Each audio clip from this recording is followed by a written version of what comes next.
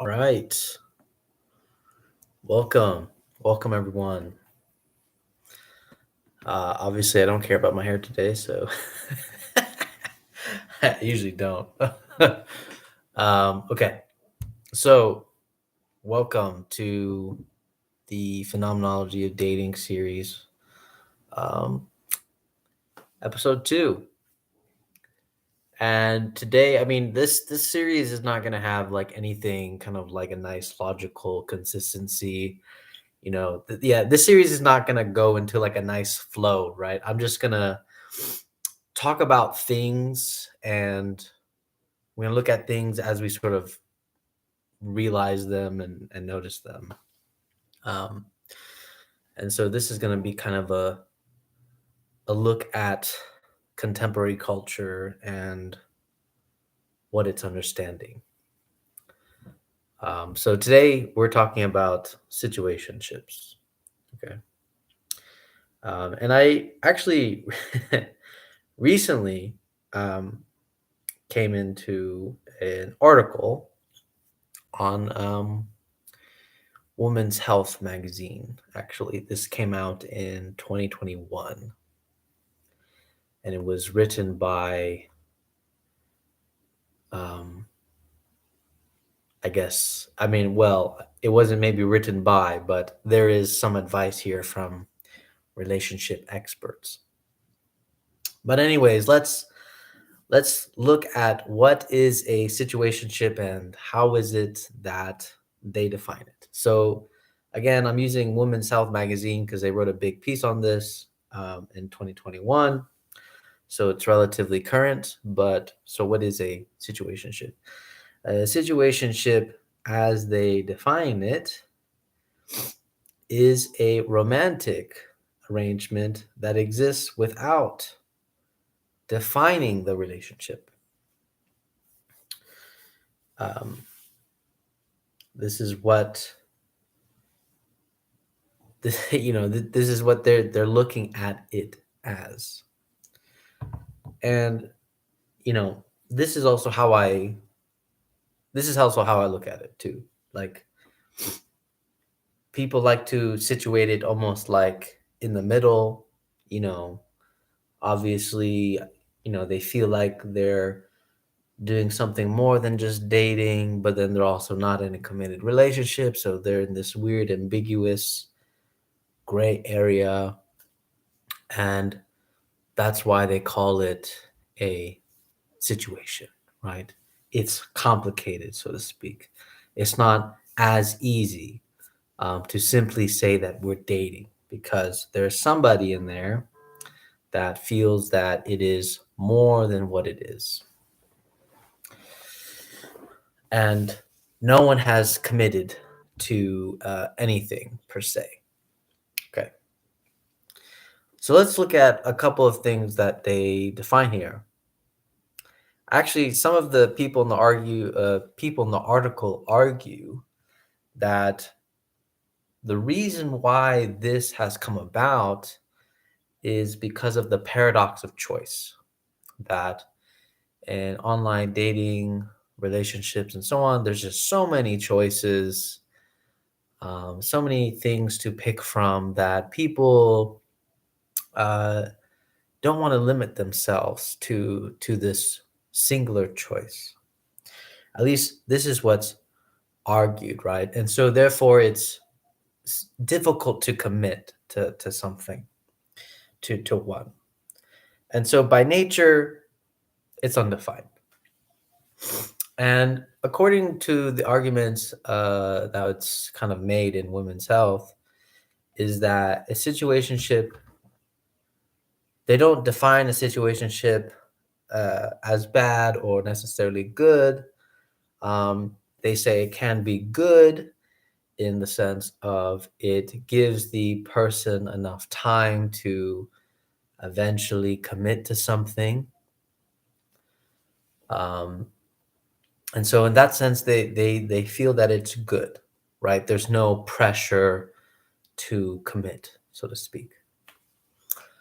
Um, but then there is, the cons, where if it goes on too long and you remain in this ambiguity too long, then it's not helpful and not fruitful.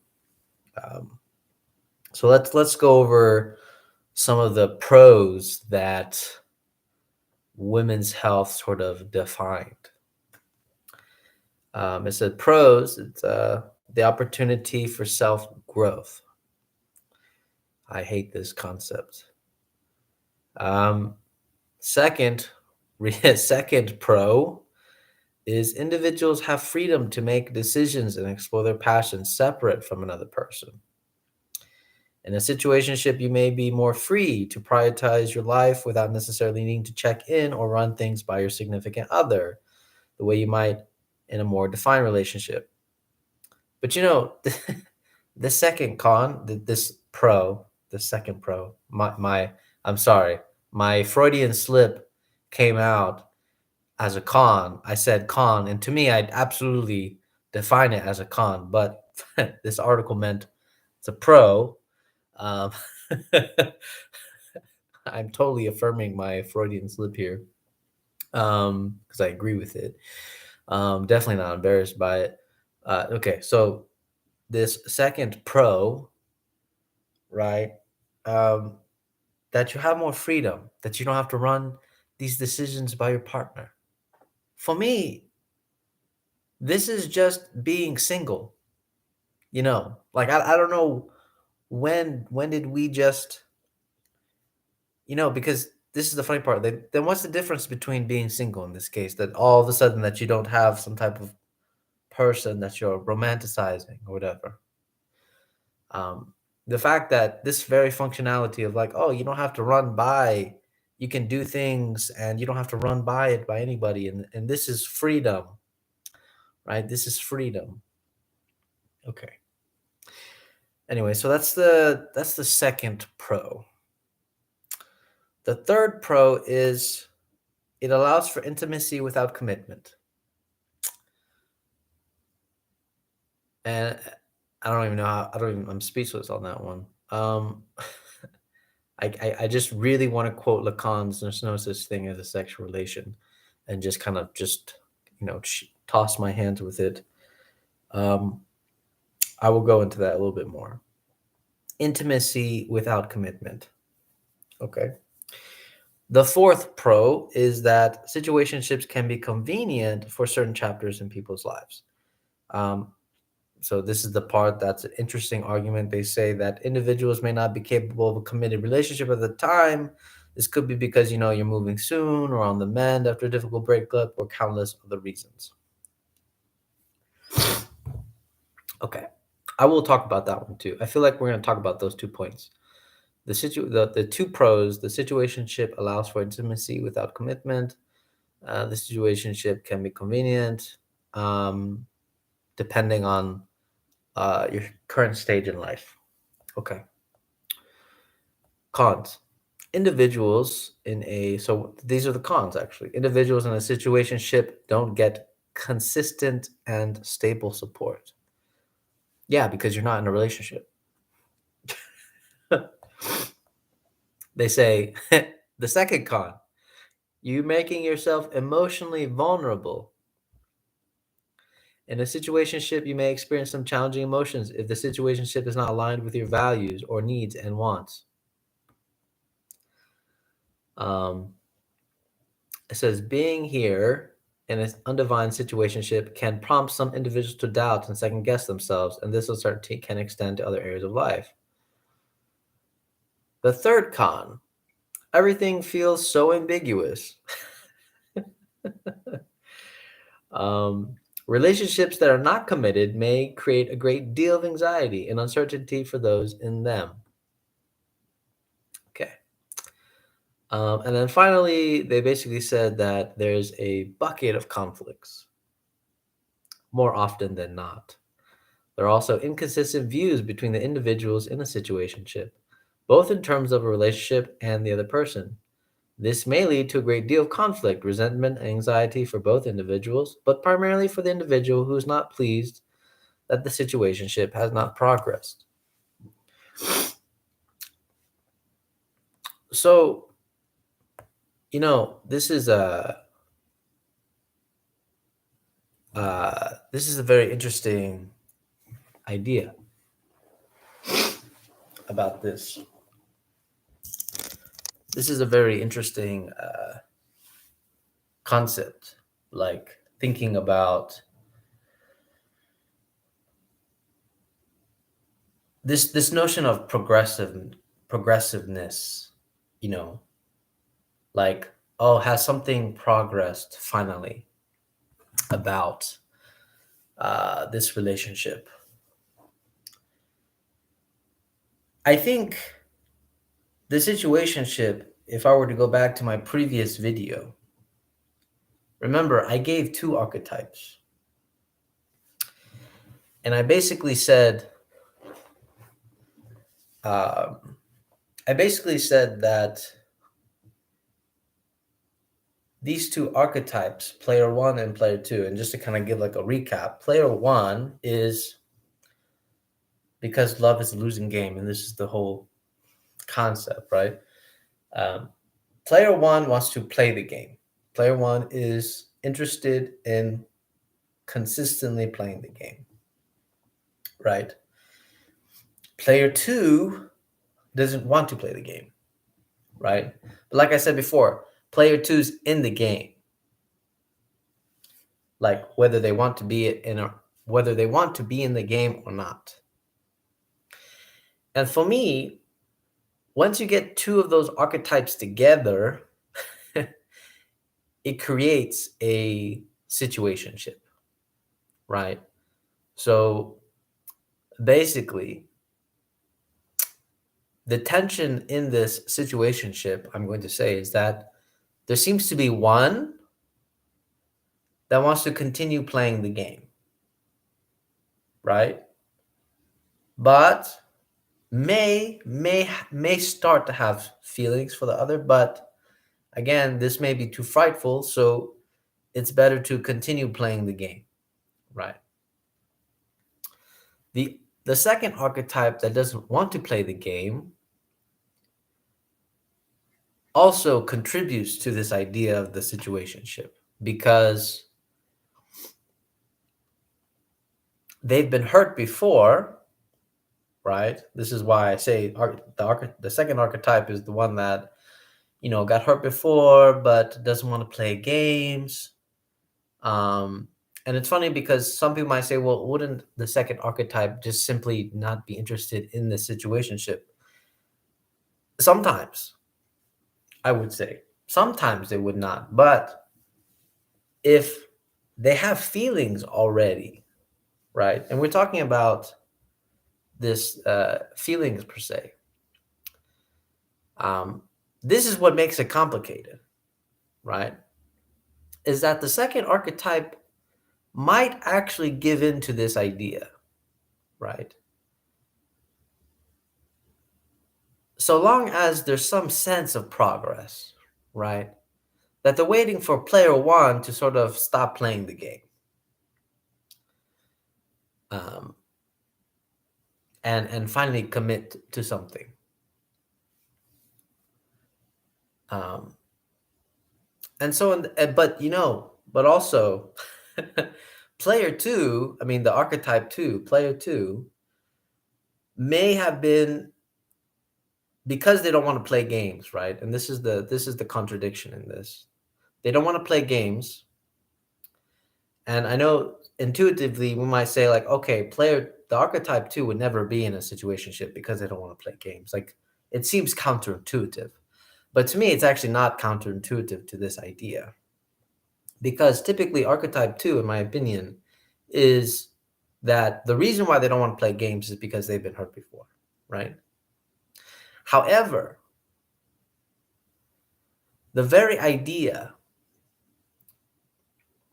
that the archetype one is postponing the commitment is also just enough time for archetype two to be like, oh, you know what? Actually, maybe I don't want to rush into something again, you know. because I did get burned before, and so on and so on and so on and so on. So ironically, like I said before, archetype 2 always always claims they don't want to play the game, and they're always in the game. And yet ironically, they're also playing the game. Right? They're a player that, to me, their archetype 2 is the most manifest of contradictions, because they don't want to play the game, and yet they're playing the game. Right? They're sort of like this sort of pathological refusal while simultaneously doing it. Why can't I say that word? Um, and yes, so this is what I mean by this.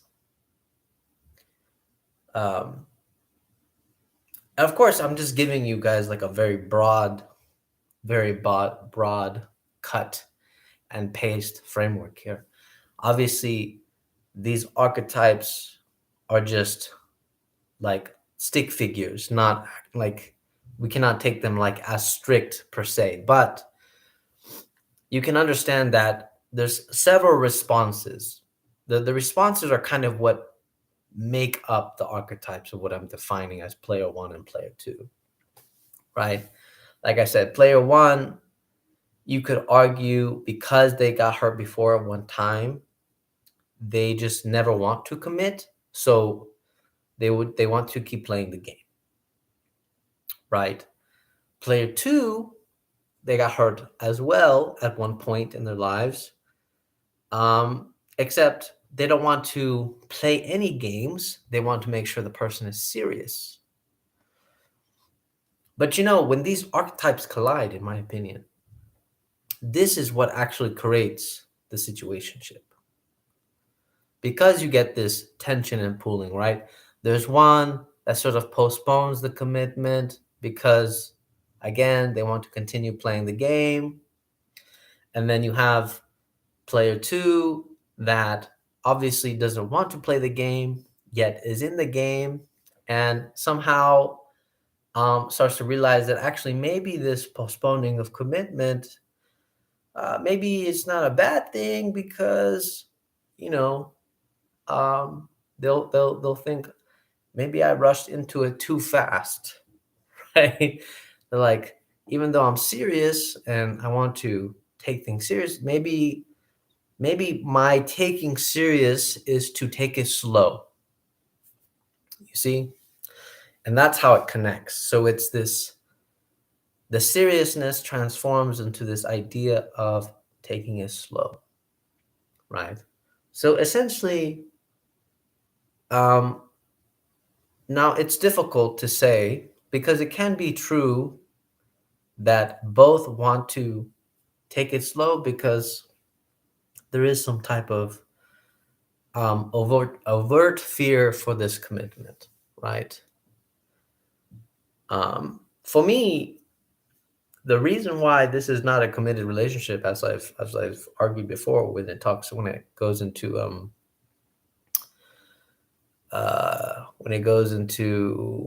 like love, for example, my famous statements that I keep saying, right? Love demands an offering, even though love is the one thing not offered, right? So this is the part.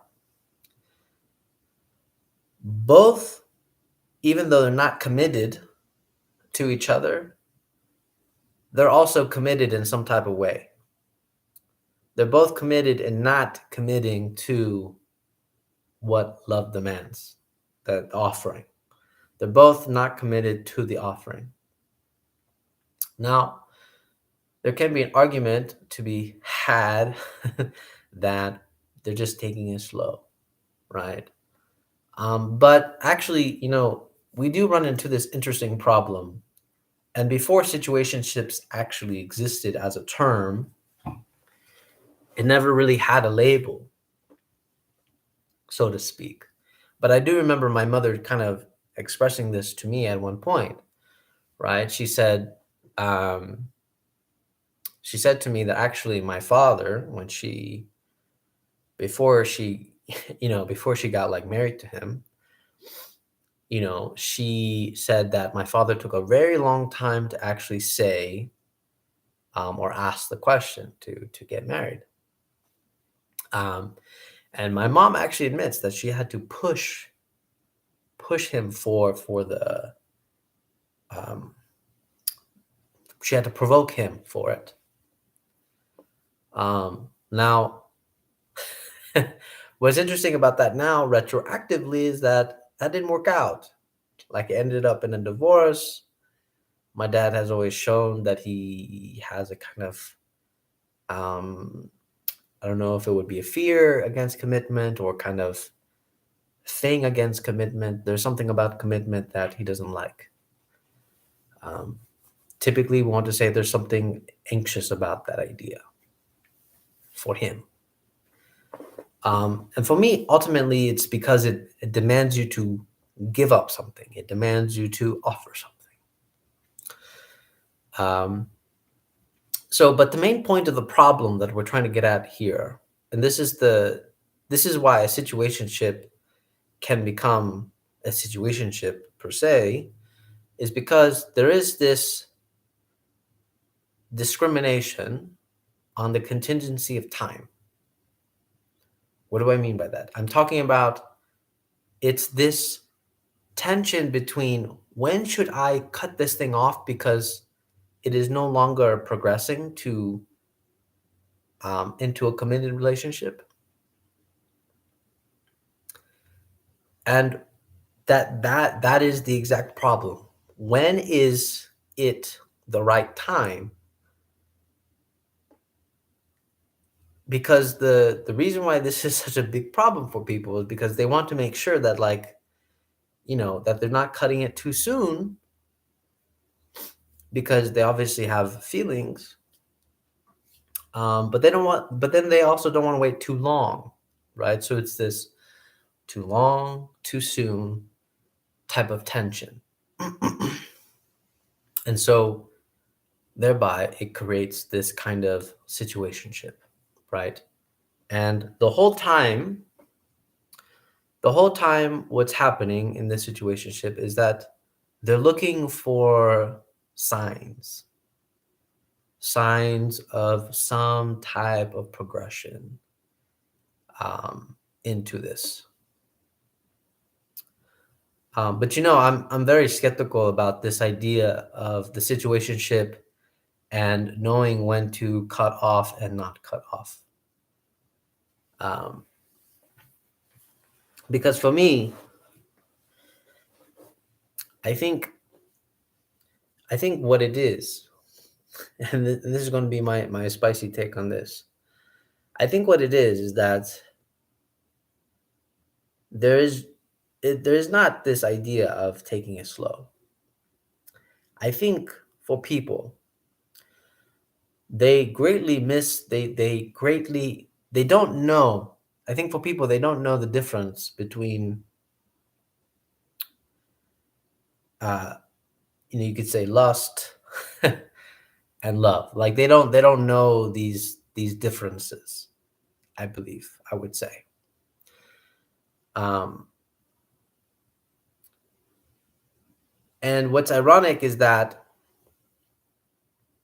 you shouldn't, in my opinion, you shouldn't be looking for signs of some type of progression, in my opinion. I think this is the trap of the situationship, is that in the situationship, there's one looking for some progressive signs of development towards a committed relationship. And of course, there's anxiety over this cutting off, right? Is it too soon to cut this off because I've been giving them enough time? Or is it too late because I don't want to stay too long? Because obviously then it starts affecting me because I cannot remain in this ambiguous thing, and so on and so on. But for me, this is a trap, so to speak. This is a trap because um, at one point, you just have to just take that idea, right? I think what's happening is that some people don't like this idea of that I'm willing and then the other person's not willing. Like, you could be like, I'm willing to jump into this, but the other person's like, no, I'm not ready, right? And the real problem for me is that actually the other person that's willing to jump is that they're not willing to let go of the person that's not ready. so to speak. This for me is the discrepancy, right? And so it gets defined as a situationship because they're like, oh yeah, I'm just giving them time to like come to their and be safe and so on. Like, this situationship is the worst thing that we have ever constructed. It's like this temporary womb of like, here, I can give you this, I can give you intimacy and safety before you take the risk, and so on and so on. Like, no, for me, like, love is just this pure violence, like, absolutely, as such. It is this pure violence. It does not care about time, it does not care about timing. And yet we don't like, and this is the thing that makes us uncomfortable, like, because we cannot fathom and understand why suddenly someone could get hurt, right? Destroyed by being in love, and then all of a sudden fall in love again, and then be like, wait a second, is this going too fast? What is happening here? Um, and then this is where the fear and the anxiety come in, because for them, love makes no sense in this case. But we're relatively helpless in this idea, and this is why, for me, love is violent in this arena, completely violent, because we're trying to make sense and we're trying to construct some type of safety and rope catching kind of ideas. Um, and so this is why we end up having this, to me, a ridiculous idea called the situationship, um, where you're trying to construct some synthetic womb of yes, we're taking it slow.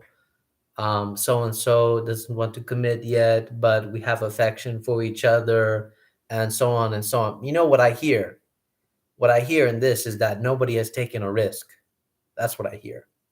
And of course, some of the psychologists in this woman's health article argue like, oh yes, well, this is good for the person because of their self-growth. Like, to me, the concept of self-growth is such a it's such an annoying philosophical concept that just needs to be destroyed and eradicated off of the face of this earth, because I really hate this idea of self-growth. What do we mean by self-growth? For me, self-growth is the very thing that they are in fear of. you know and you can say that you're not ready, but I would never call this a situationship as such. And this is what makes it complicated between two people, is that we're relatively sympathetic to this idea, right?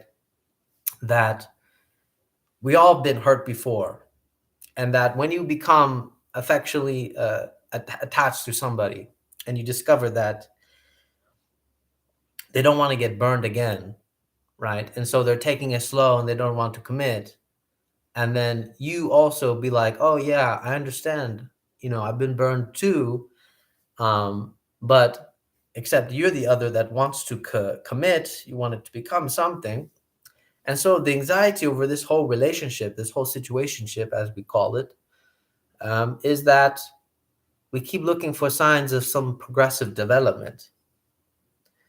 But love does not exist until something is offered, right? And for me, this is why love is violent again. Like, because as you know, I've been famously saying, like, love is the one thing not offered, and yet love is the one thing that also demands an offering. So for me, the situationship continues to exist until there's an offering being made.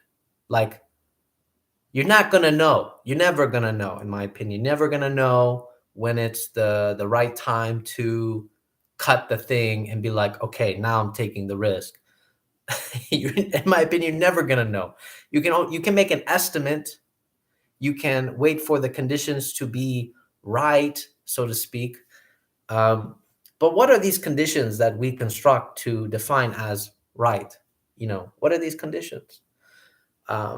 Because The problem is that you're in conflict with two conditions, right? Two conditions. What are those two conditions?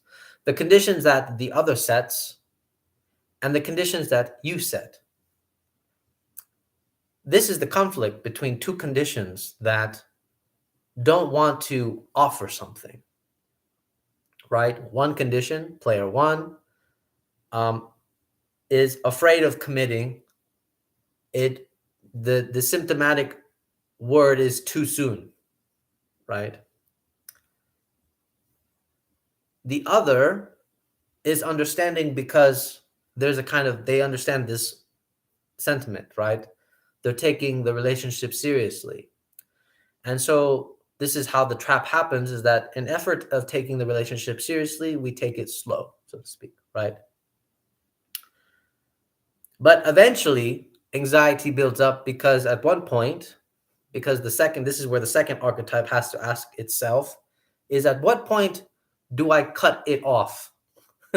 At what point do I ask for an offering?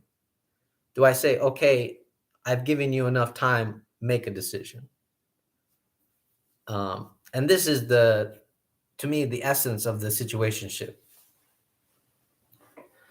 But it could equally be the other way around, where both are afraid of committing and yet lying about the fact that they do have some type of uh, emotional connection that is driving them towards commitment and so on.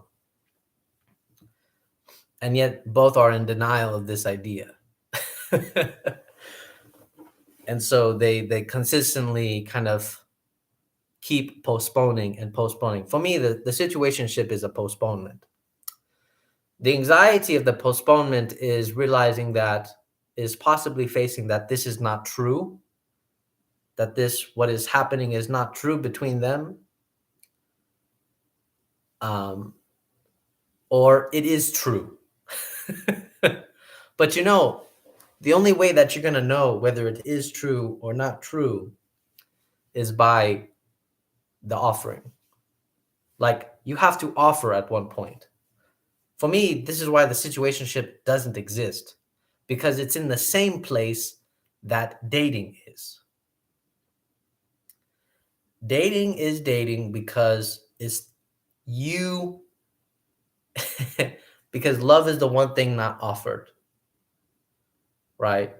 And when love demands this offering,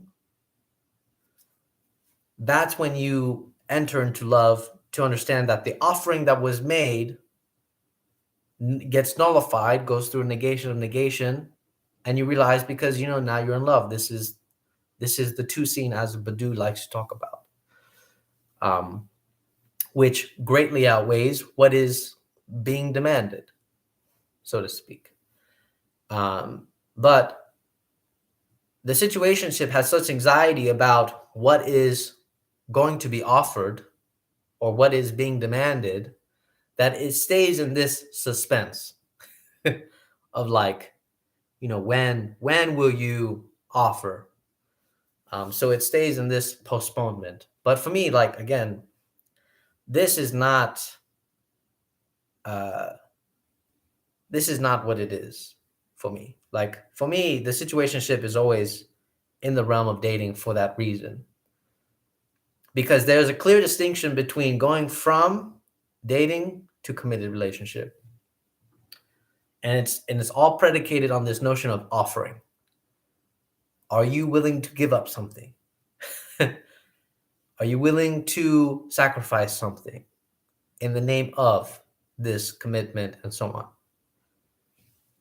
And that's what the situationship is. That's all that it encompasses. It's that tension between do I want to give up something or not? But we like to pathologically justify it by saying like, yes, it's too soon. I've been hurt before. I'm not ready again, so on and so on. But for some reason, people don't think that love has a kind of violence to this idea, that love doesn't actually care about your timing. Love doesn't care about your timing, because I think we can all agree that there has been moments in our lives that all of a sudden you're like, why is it that all of a sudden I have feelings for this person and I just got out of a relationship and so on, and like it doesn't make any sense. Like it doesn't logically follow that I should, it just for me, a lot of people think that it should logically follow that when you break up, you should have this nice space of gap where you work on yourself. Again, another toxic notion of modernity, this notion of self-growth. Um, Work on yourself, cherish yourself, give love to yourself, and then, be ready for love again. But this is why love works against that logic, because love comes into an encounter that you did not expect. But in this case, what is happening is that love is sort of held in suspense. You are holding love in suspense because you're not willing to offer, or the other is not willing to offer. Um, and I know that the Women's Health article argues that, let me see. Yeah, they argued that somehow they blamed it on the dating world because there's this paradox of too much choices. Even though I think the paradox of too much choices is justified in some ways, for me, the paradox of choice, the fact that there's so many options out there, is really a guise for this kind of womb-like behavior to remain in safety, so to speak, right? Like for me, this is like a very common thread of thought in the dating realm, right? Don't put all of your eggs in one basket. Don't bet everything on this one person just to get eventually obliterated and blown when they don't return it. Um, but for me, like again, this is the violence of love that I enjoy. Like for me, like do it all the way, explode into smithereens or whatever. And people are like, what? Uh, because for me, it's not that. Again, this goes back to my last talk on the original series. Is that it's not. We must not fool ourselves in this idea about whether this person is committed to me or not, or so on. For me, the subject is committed to love. If you're committed to love, then you go through with what it's demanding, right? Even if it ends in like some type of sacrifice of yourself. Because it's not the fact, and this is the tricky part, right? It's not the fact that you're dying for them. I'm doing like a little substitution here. It's not the fact that you're sacrificing yourself for them. It's the fact that you're sacrificing yourself for love in the name of love and so on. But the manifestation of that love is the person. But for me, the subject that is serious, so to speak, is committed to love. So they do so. This is the counterintuitive part, right? You take the risk, you explode, you survive, whatever the outcome may be, you take that risk. you know, there is no suspense. Like I may not be committed to you, but I am committed to love, so to speak. So I am offering in the name of, and if it doesn't work, it doesn't work. But I think there is this idea that we have this idea that we can post hoc rationalize uh, the map of the situation that we're in. Oh, if so and so kind of does this, then I know that this is safe. If so and so exemplifies this behavior, then I know that this is safe. Of course, I mean, make sure they're not a serial killer. I get it. For me, like those are obvious things, but for me, obviously, I'm not talking about the more exaggerated examples, right? Of, is this person abusive? Is this person a psychological killer? Um, those are all understandable kind of settings and fears, because those are, for me, those are simply matter of life. Those are life matters, so to speak. Like the fact that you want to live, and so on, and also be psychologically healthy. So those are well concerns, but to me, that is not just in the realm of love. Like, obviously, you can have psychologically abusive parents, friends, and so on and so on, and abusive parents and abusive friends and everything else, right? This does not have to be confined to the realm of dating, right? Um, so that's why for me it's not, because people always like bringing this stuff up, but it's like you can apply these worries to literally everything else, to literally every other relation that you have and encounter. Um, so so yes, but that's why I'm not talking about these exaggerated examples. Um, but we have to understand that if you're committed to love, then you take that risk. I mean, because for me, there's no answer about this idea, and this is the problem of the situationship, is that the one wants to determine when is too soon and uh when is too long. Because, but the too long part is a worry about this person here. The too soon part is they fear that they push the other away, so to speak.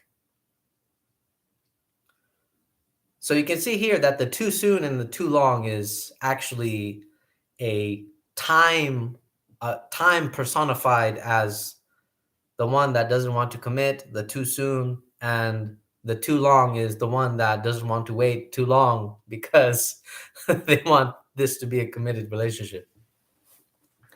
So it's actually not a concept of time, but it does become a concept of time for, phenomenologically speaking, it does become a concept of time for the subject. And it is a cause of great anxiety and so on, because it remains in this realm of ambiguity and undefined. And the reason why this is so, again, is because you're not offering something. um, and for me, this leap, like, we assume that the greatest assumption is assuming that the other is going to be ready at a certain point of time within the context of your conditions, within the context of your conditions. The only way that I could think of that somebody could argue that could remedy this complication is by setting some type of like tangible goal that is mutually accepted. But I find this impossible, mainly because the moment, if you two are talking about some mutual goal, tangible goal of eventually reaching this level of commitment, then to me, you're already committed in some ways. Like, for me, you can't be this halfway in, halfway out. If you're already talking about mutually, yes, these are the tangible goals. But you see, the problem is there's always one that tells the other, look, if you don't do this, then blah, blah, blah. Like they set the goals and the other person's like, well, I don't know if I want to do that. That's too soon for me, and so on and so on and so on. But the concept of too soon, I'm very curious about, actually. That is a very interesting philosophical problem. And it definitely goes back to my work on timing. But as I mentioned before, timing is not about this idea of knowing when, like, when do I cut the cord and then go. Timing is more about kind of framing, because you can't know when. It's not a matter of knowing when do I cut this and that and so on.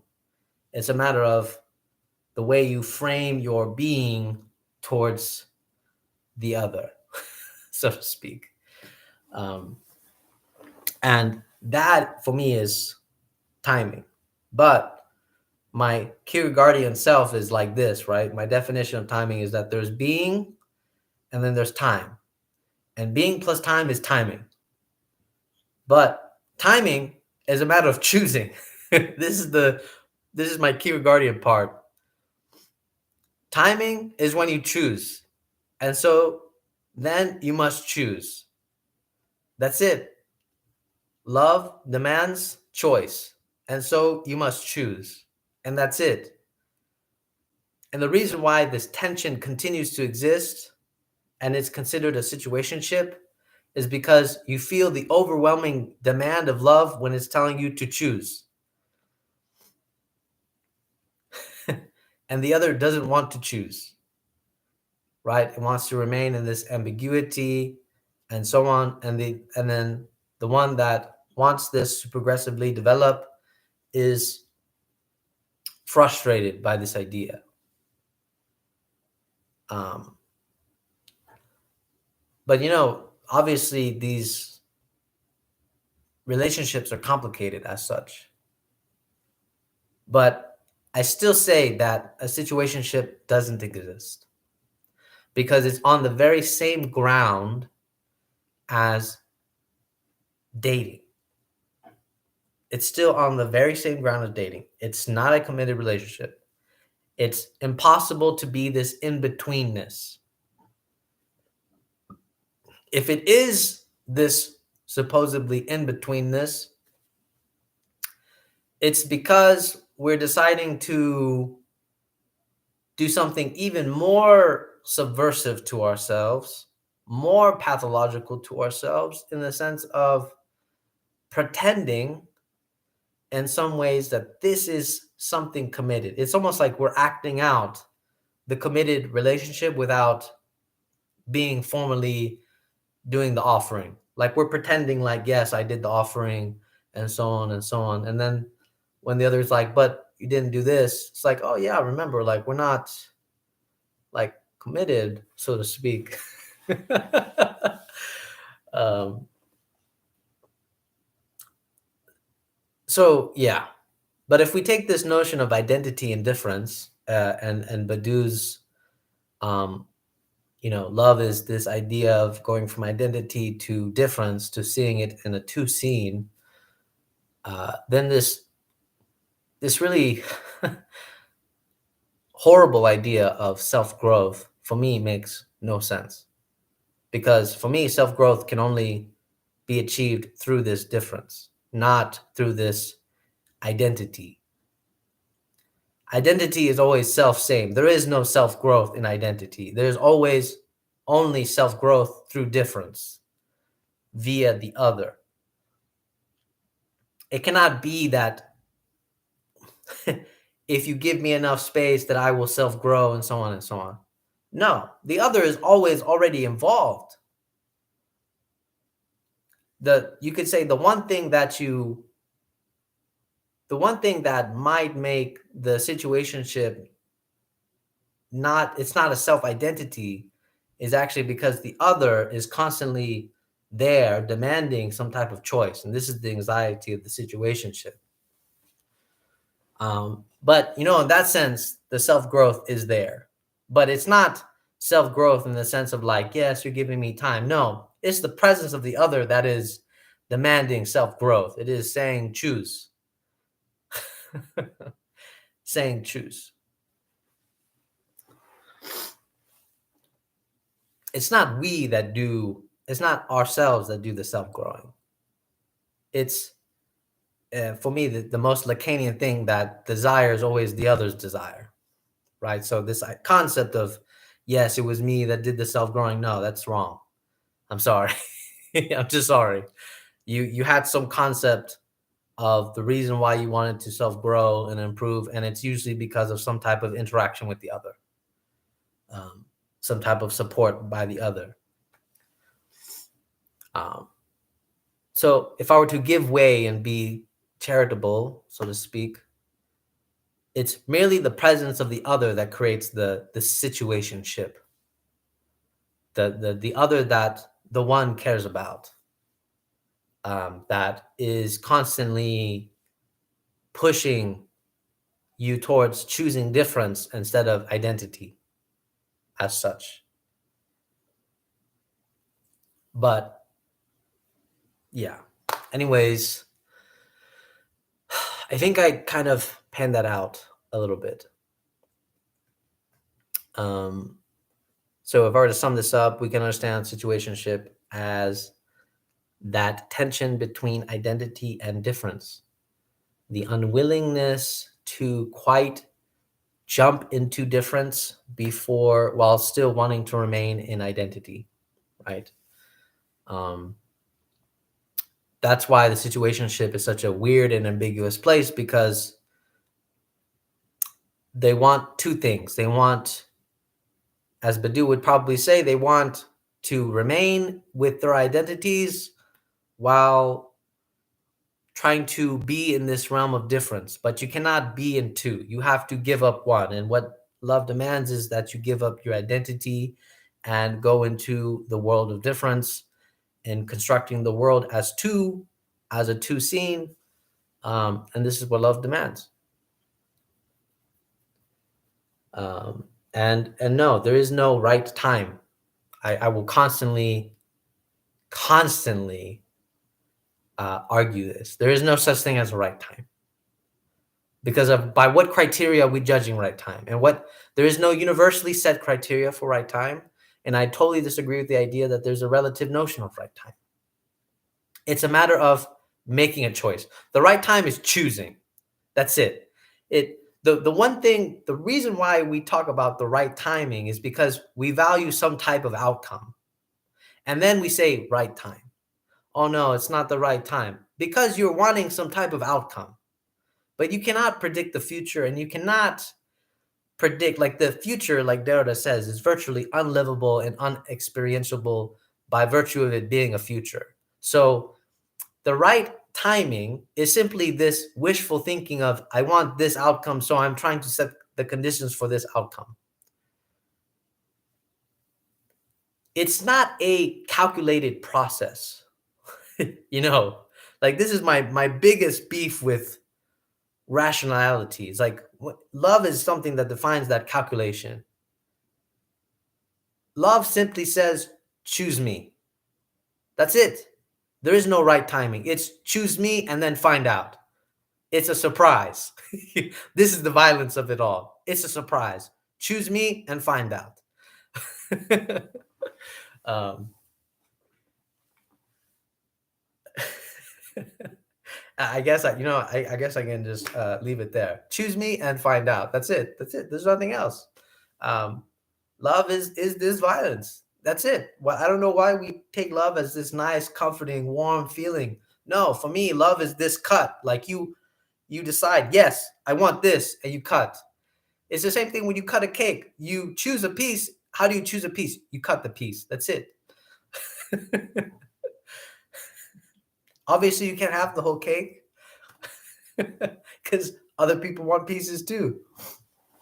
So you have to cut. That's it. It's plain and simple. You choose, and then you be surprised. That's it. I mean, I don't know what else to say. And I think I can end there. If anybody has any questions or comments, I'm willing to entertain them for today.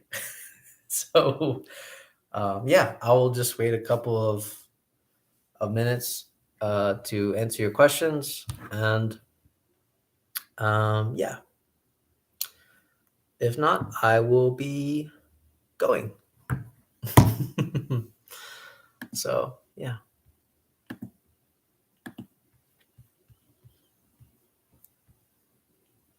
And hopefully I can do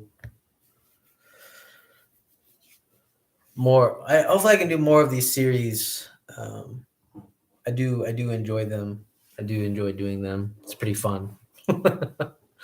It's pretty fun bashing on contemporary culture, but I think that's probably a hill I will die on for this notion of right timing. Right timing is this idea of really I want the right outcome.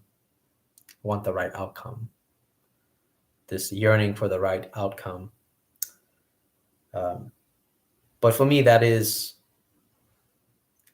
if love is a risk, then right timing is totally counterintuitive to that idea.